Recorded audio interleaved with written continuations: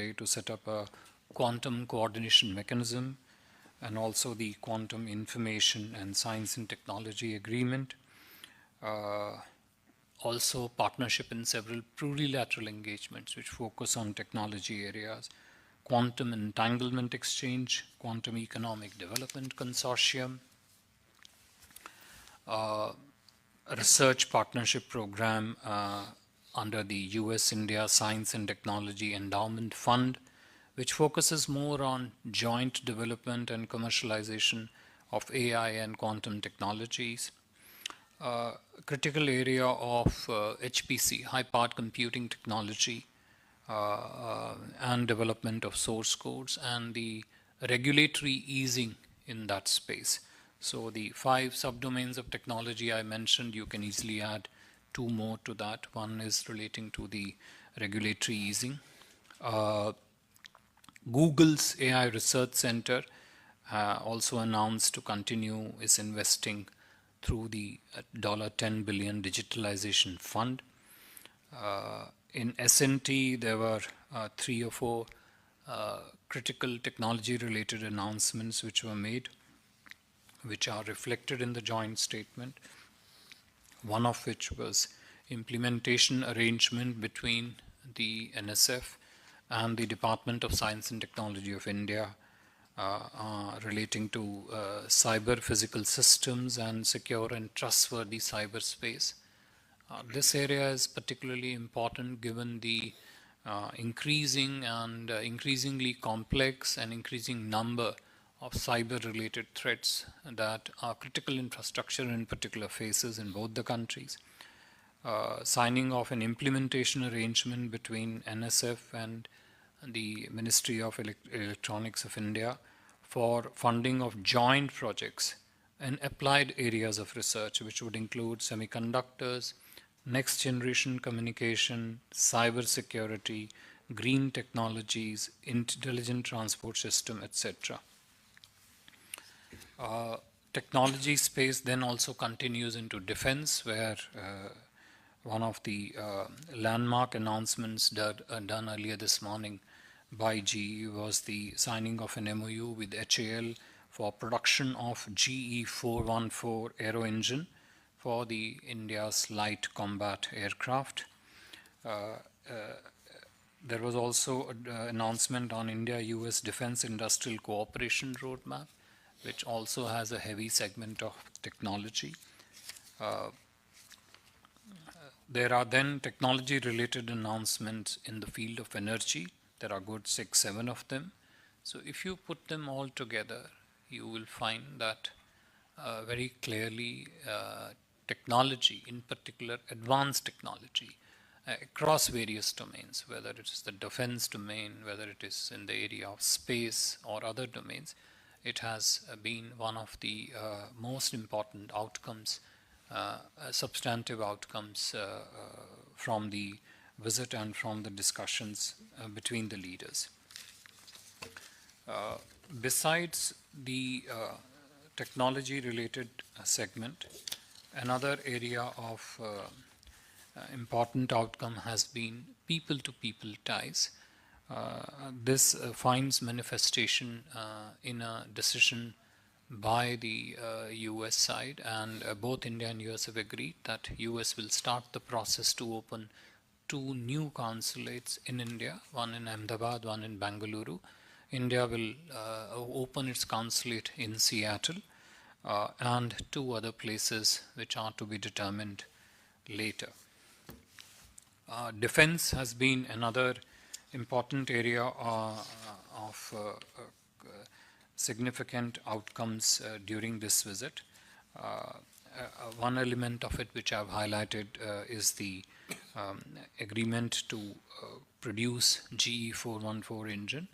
The other elements include India's plan to procure MQ-9B Reaper drones from the US.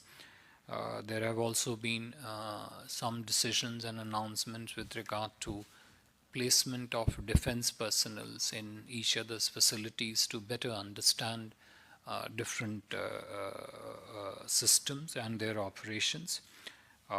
We have also announced commencement of negotiations with the US Department of Defense for concluding a security of supply arrangement, as also discussions on the reciprocal defense procurement agreement. Energy, as I mentioned earlier on, is another area where we have seen significant and considerable number of outcomes, and these are all available for you to see in the joint statement. Trade has also been another focus area of priority discussions between the two countries, and that also featured in today's discussion.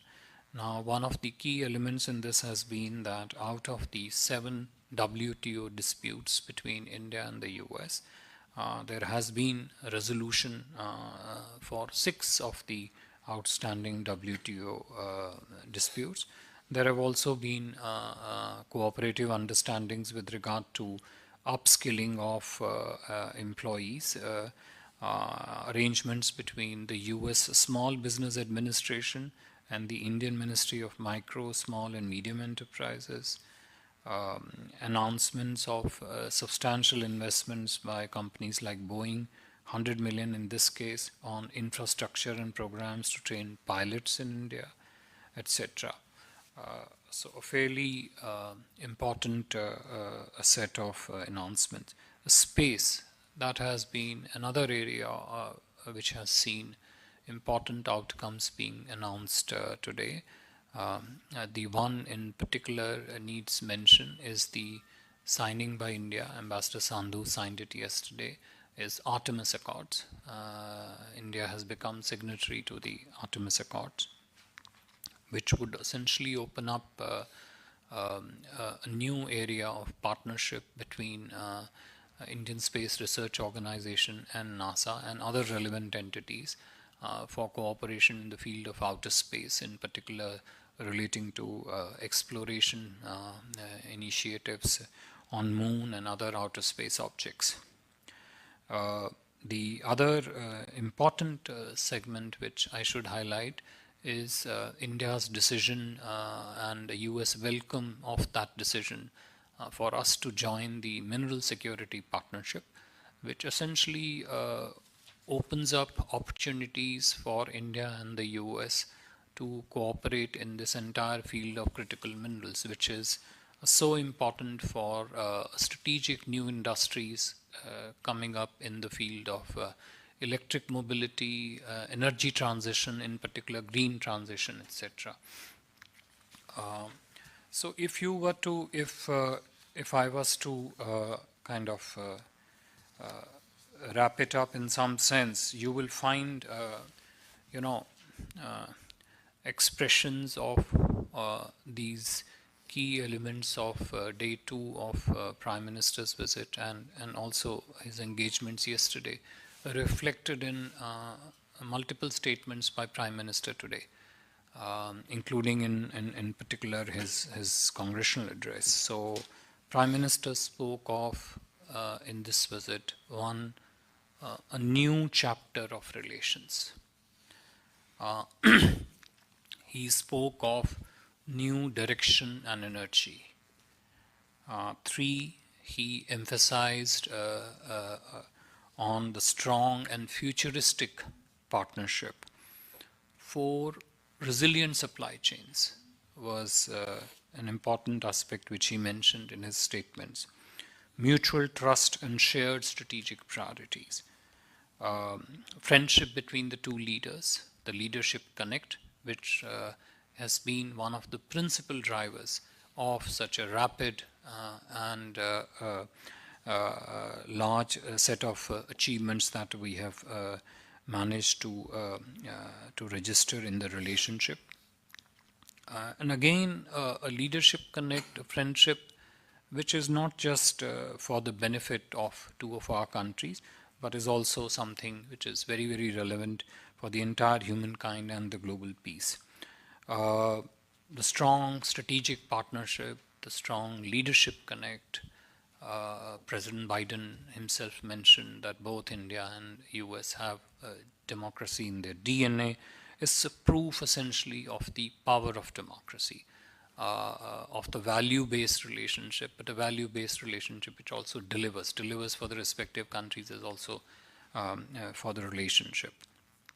And you find expressions of these sentiments in these substantive outcomes which I have listed.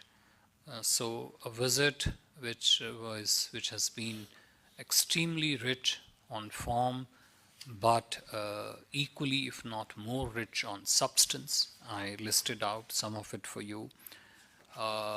Discussions, achievements, outcomes, focused not just on the individual items, but also focused on how those outcomes need to be achieved in a value-based framework. Working in this value-based framework on different aspects, the two leaders sketched their vision of the relationship, which, as I said, is pathway for a future cooperation and the convergence of strategic interest. The two also, working in this value system vision, spoke of the need to listen to the voices, other voices which are there in the world for their own benefit. Spoke about the vigor in the relationship, and I mentioned these examples clearly pointed out, and the new ventures, the ventures which cut across space of technology, trade, energy, space, critical minerals, etc. And the last, to top it all, that all this in an absolutely trustworthy, reliable way, in a manner that works for the relationship, but also works for the regions and working for the global good.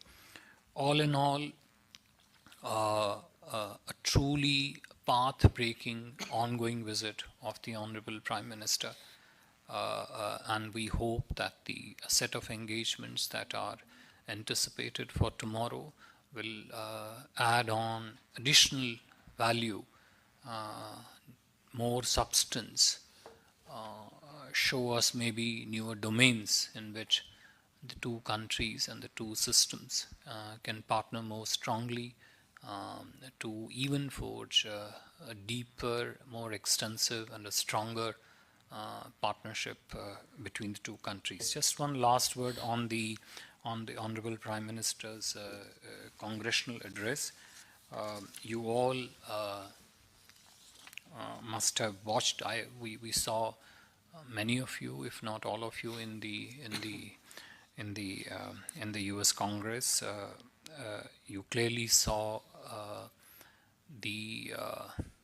everything that Honorable Prime Minister said.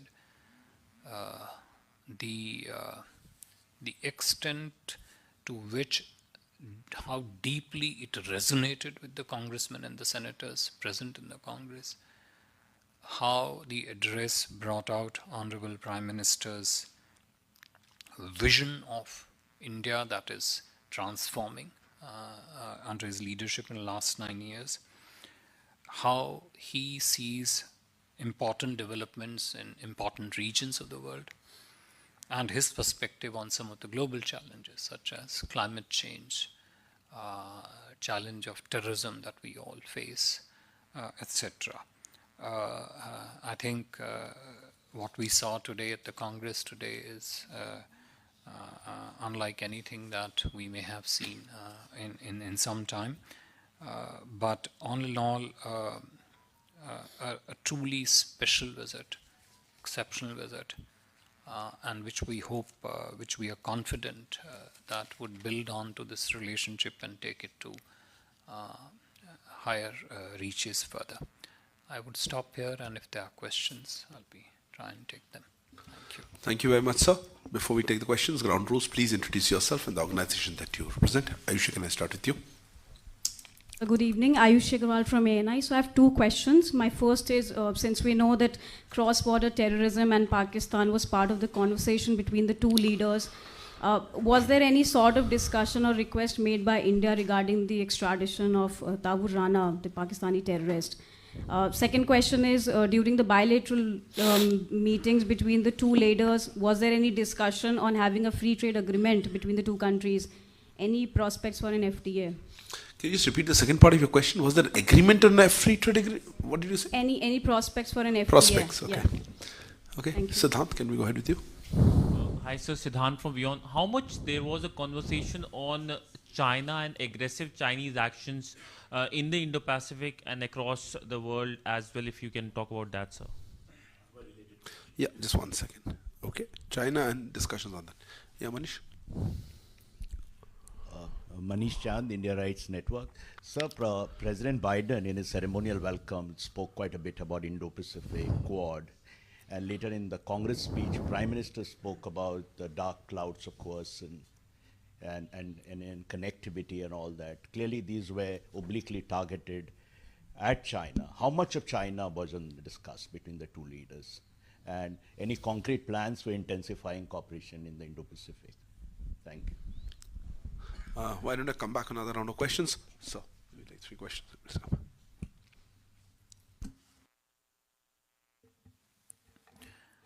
Thank you. Look, when the besides the reference in the Congress to the challenge of terrorism,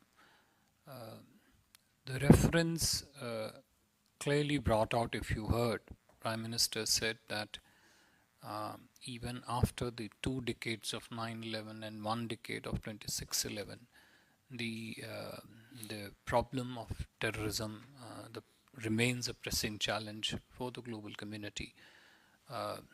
Clearly, what he was highlighting was the need for the international community to recognize that the people who sponsor terrorism, support terrorism, they continue to pose a serious challenge to the safety and security of our societies and have to be very sternly and firmly dealt with. When the Honorable Prime Minister and the President held their discussions, all aspects of such global challenges were discussed between the two, and how India and US could cooperate to mitigate, address, and try and deal with this challenge as comprehensively as possible. That was also discussed between the two leaders, and going forward it would be our effort to see how some of those discussions can translate into concrete cooperative decision between India and the US. Bilateral FTA, prospects of bilateral FTA. Look, as I mentioned,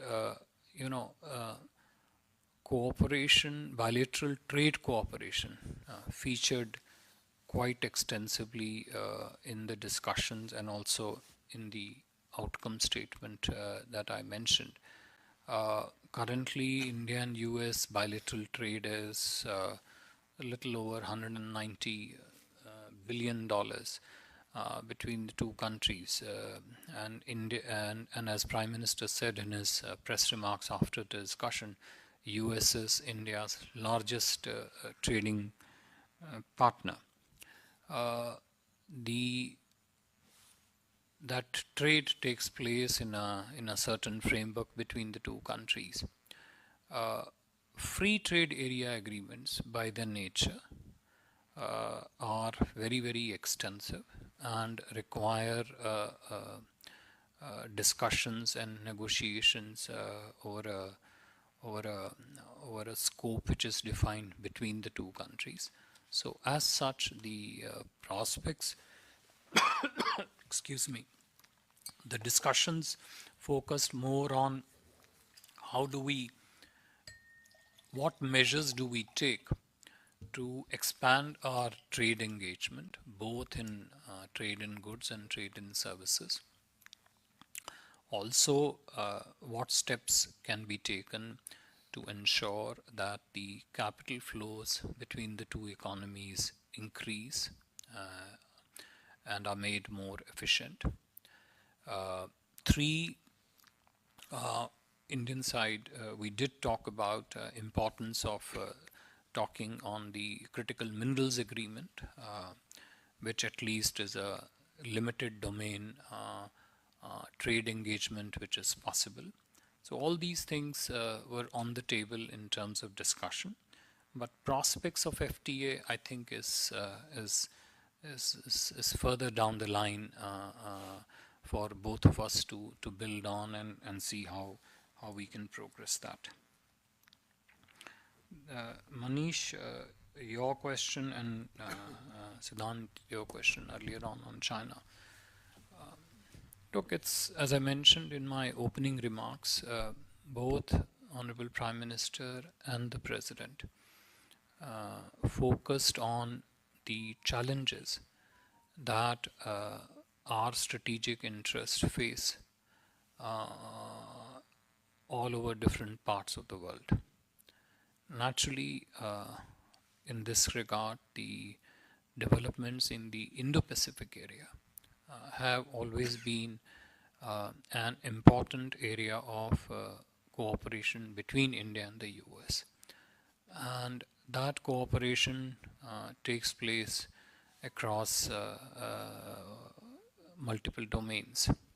One, it takes place through our individual partnerships with the countries of the Indo-Pacific.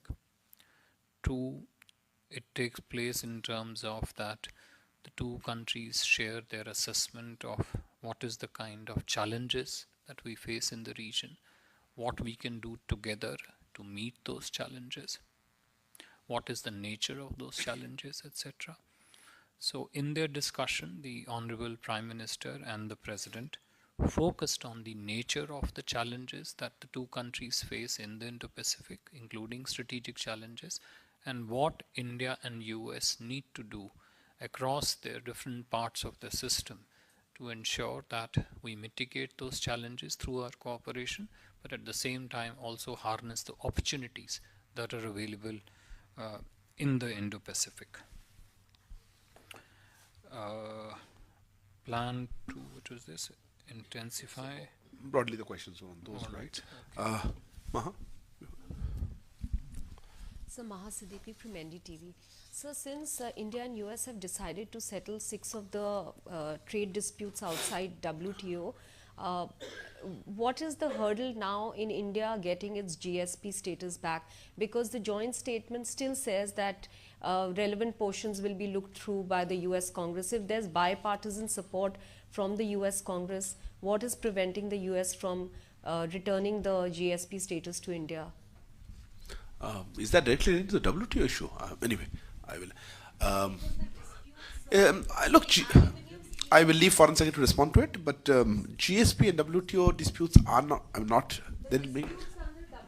Yeah, fair enough. Prashant, floor yours. Prashant from the Hindustan Times. Sir, I'd like you to zoom out if possible and ask you two questions around it. The first is technology, which you said was the big takeaway. Now, the bilateral relationship, in a way, on the question of technology has been defined in the past by contestation, where we have felt that tech transfer has not happened, there has been tech denial. What you mentioned today and what you outlined seems to inaugurate a new chapter in technology collaboration. I wanted to ask you what has changed and what has led to this pretty dramatic shift.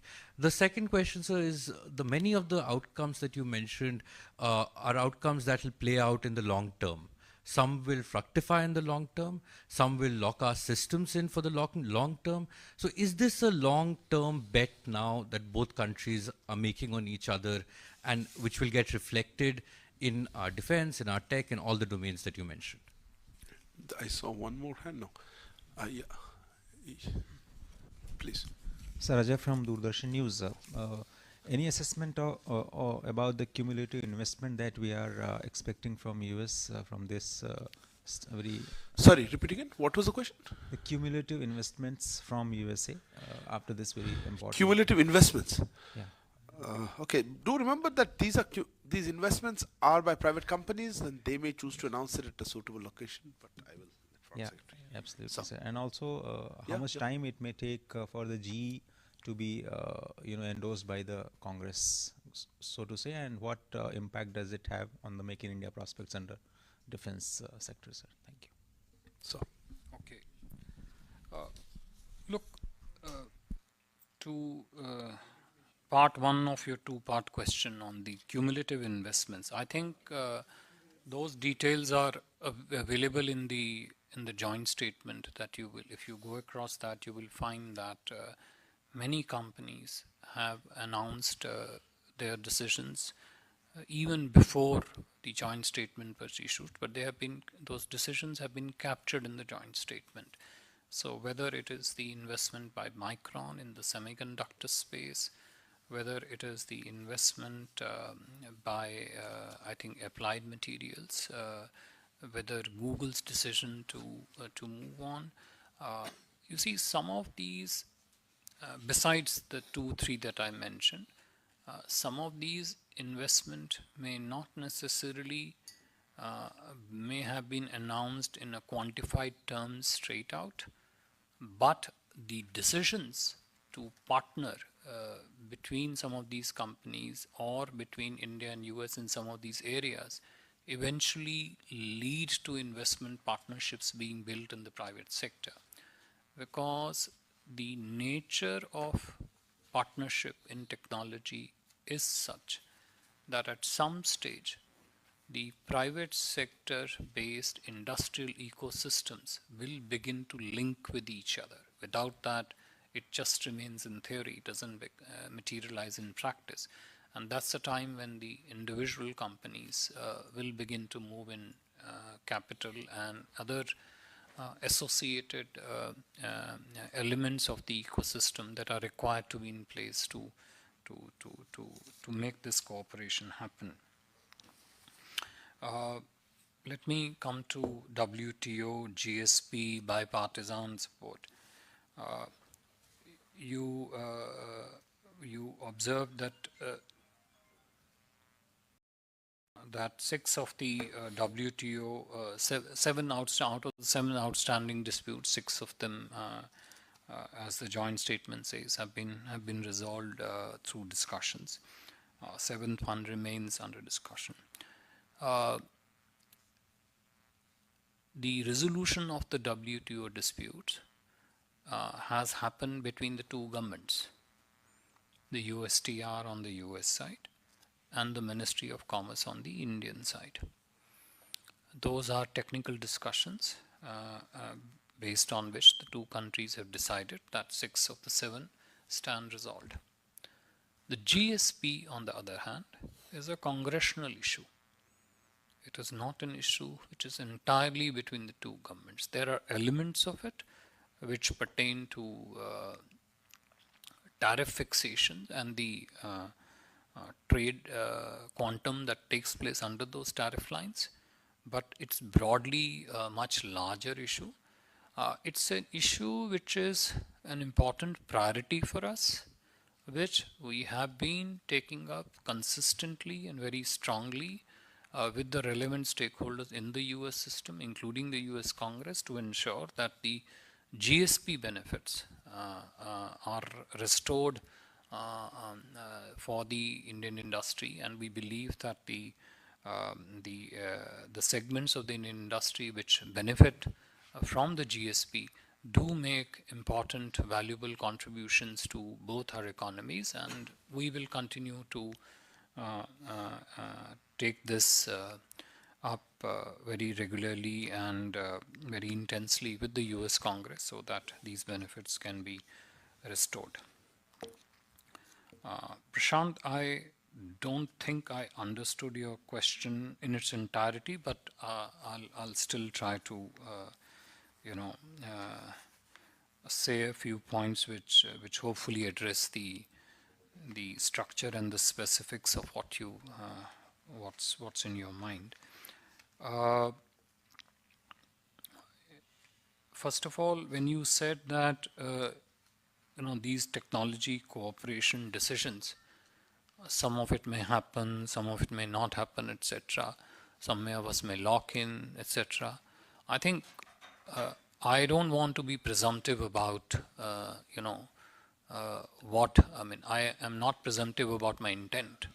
My intent is to forge strong technology partnership. My Prime Minister's intent is to achieve everything that we decide to agree on. We don't make an assumption that XYZ will happen, ABCD will not happen. So that's the first part of it, just to make it clear that every single decision that is based on the discussions between the two leaders and the two governments is intended to be taken to its logical conclusion, its fullest term. That's the line of effort and also the line of objective. Technology by its very nature, technology cooperation by its very nature, interfaces quite intensely with the regulatory system on both sides, both on the Indian side and also on the US side. On the US side, we all are aware the regulatory matrix in which they are dealt with, both of the EAR and ITAR. And given that it is crucial to address the regulatory ecosystem which intersects with the technology cooperation, given that criticality, India and US had recently held the first meeting of the strategic trade dialogue. And the whole idea behind the strategic trade dialogue is that we look at regulatory issues more in terms of finding ways to enable our technology cooperation. So we are trying to focus on regulatory issues more from solution perspective, less from the problem perspective. And that is frankly in a way underwritten if you see the extent of technology cooperation decision which have been announced. Many of these will intersect with the regulatory framework in the US and India, and our effort is to intensify our discussions, do them in a manner which become an enabler for our partnership in this technology in the multiple spaces that I mentioned. I think the discussions between the Prime Minister and the President clearly revealed that it is a shared priority. Technology partnership is a shared priority. The decision on G414, on 7 to 8 subdomains of the critical and emerging technologies, the associated set of technology industries in the case of energy transition, clean energy in particular, those are very strong strategic and shared priorities.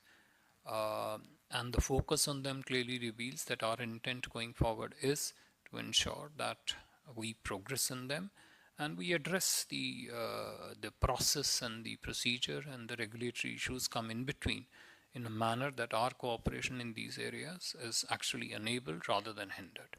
Thank you.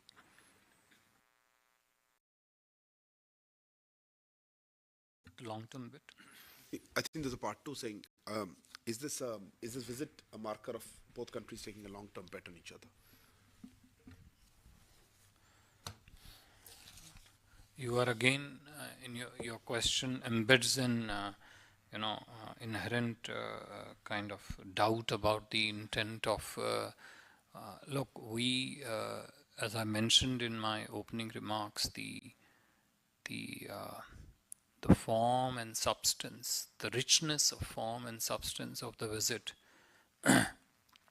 clearly tells you that it's an exceptional, landmark, path-breaking visit.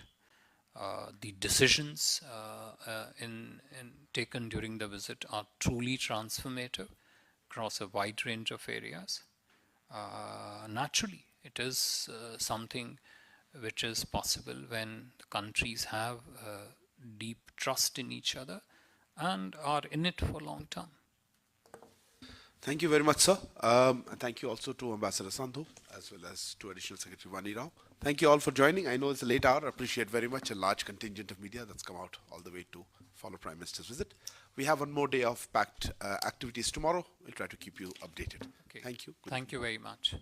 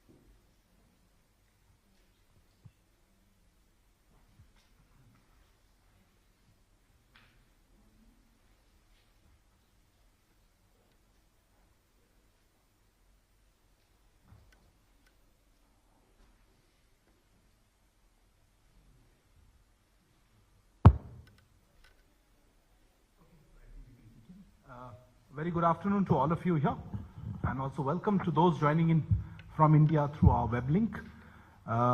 This is, I would say, the final briefing from Foreign Secretary on the Prime Minister's visit to the United Kingdom, to Glasgow for the COP26. Prime Minister would be leaving shortly from Glasgow, and to give us a summary of what the activities have been and the events that have taken place, as well as the today's developments, we have with her here with us Harshvardhan Shringla, Foreign Secretary of India. So thank you very much for sparing time. I know you just finished with the meetings. May I request you to say a few words on what exactly happened, and we'll take a few questions, sir. Thank you. Namaskar and good evening. As Arindam said, we are in the process of concluding the Prime Minister's visit to Glasgow for the COP26 summit. Today is the second and final day of his visit to Glasgow. The Prime Minister had a series of engagements today which were linked to both the COP26 summit and bilateral meetings in the margins of that summit. I'll try and give you a brief recap of the events of the day.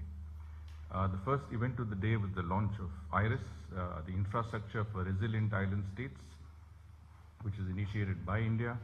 I did give you a brief rundown about what IRIS was about yesterday when we had our briefing, but to reiterate, IRIS is a unique initiative that aims to achieve sustainable development through a systematic approach to promote resilient, sustainable and inclusive infrastructure in small island developing states. This initiative will be demand driven. In other words, the SIDS countries will initiate the process of letting the Coalition for Disaster Resilient Infrastructure what sort of projects and what sort of initiatives they would be interested in on climate change and climate adaptation and infrastructure resilience. The event today was organized, as I mentioned, by the Coalition for Disaster Resilient Infrastructure, and it was co-hosted by India, the UK and Australia. All of three Prime Ministers of countries were present, in addition to which we had the leaders of and representatives of SIDS countries, which included Fiji, included Jamaica and Mauritius. In his remarks, the Prime Minister spoke of climate change being a matter of life and death for small island, particularly for small island developing states that were more vulnerable to the effects of climate change, which challenged their very existence. He highlighted the cooperation between India and the Pacific Island states